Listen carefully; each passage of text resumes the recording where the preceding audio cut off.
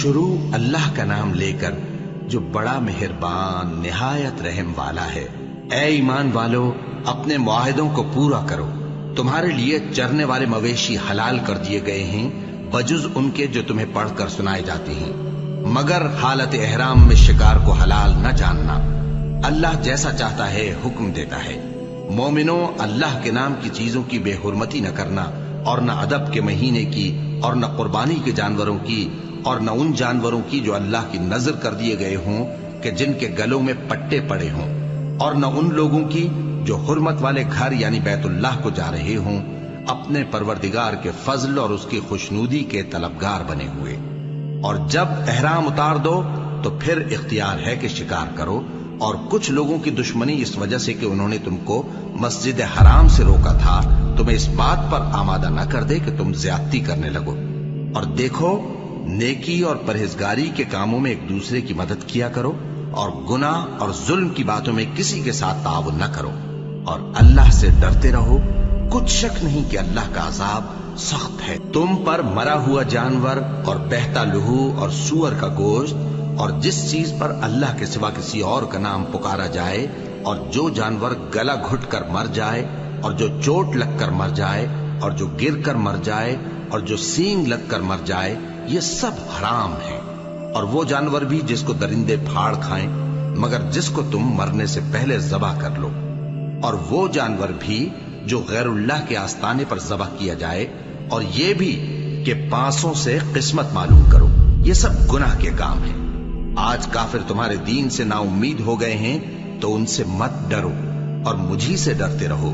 آج میں نے تمہارے لیے تمہارا دین کامل کر دیا ہے اور اپنی نعمتیں تم پر پوری کر دی، اور تمہارے لیے اسلام کو بطور دین پسند کر لیا۔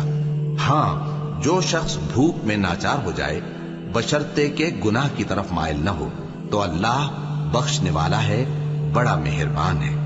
اے نبی، تم سے پوچھتے ہیں کہ کون کون سی چیزیں ان کے لیے حلال ہیں۔ ان سے کہہ دو کہ سب پاکیزہ چیزیں تم کو حلال ہیں، اور وہ شکار بھی حلال ہے جو تمہارے لیے ان شکاری جانوروں نے پکڑا ہو جن کو تم نے سدھا رکھا ہو، اور جس طریق سے اللہ نے تمہیں شکار کرنا سکھایا ہے اس طریق سے تم نے ان کو سکھایا ہو۔ تو جو شکار وہ تمہارے لیے پکڑ رکھیں اس کو کھا لیا کرو، اور شکاری جانوروں کے چھوڑتے وقت اللہ کا نام لے لیا کرو، اور اللہ سے ڈرتے رہو، بے شک اللہ جلد حساب لینے والا ہے۔ آج تمہارے لیے سب پاکیزہ چیزیں حلال کر دی گئیں، اور اہل کتاب کا کھانا بھی تم کو حلال ہے، اور تمہارا کھانا ان کو حلال ہے۔ اور پاک دامن مومن عورتیں اور پاک دامن اہل کتاب عورتیں بھی حلال ہیں، جبکہ ان کا مہر انہیں دے دو۔ اور نکاح سے عفت قائم رکھنی مقصود ہو، نہ کہ کھلی بدکاری کرنی اور نہ چھپی دوستی کرنی۔ اور جو شخص ایمان کا منکر ہوا اس کے عمل ضائع ہو گئے، اور وہ آخرت میں نقصان پانے والوں میں ہوگا۔ مومنوں، جب تم نماز پڑھنے کا قصد کیا کرو تو اپنے منہ اور کوہنیوں تک ہاتھ دھو لیا کرو، اور سر کا مسح کر لیا کرو، اور ٹخنوں تک پاؤں دھو لیا کرو۔ اور اگر جنابت کی حالت میں ہو تو نہا کر پاک ہو جایا کرو، اور اگر بیمار ہو یا سفر میں ہو، یا کوئی تم میں سے بیت الخلا سے ہو کر آیا ہو، یا تم نے عورتوں سے مقاربت کی ہو، پھر تمہیں پانی نہ مل سکے تو پاک مٹی لو اور اس سے منہ اور ہاتھوں کا مسح یعنی تیمم کر لو۔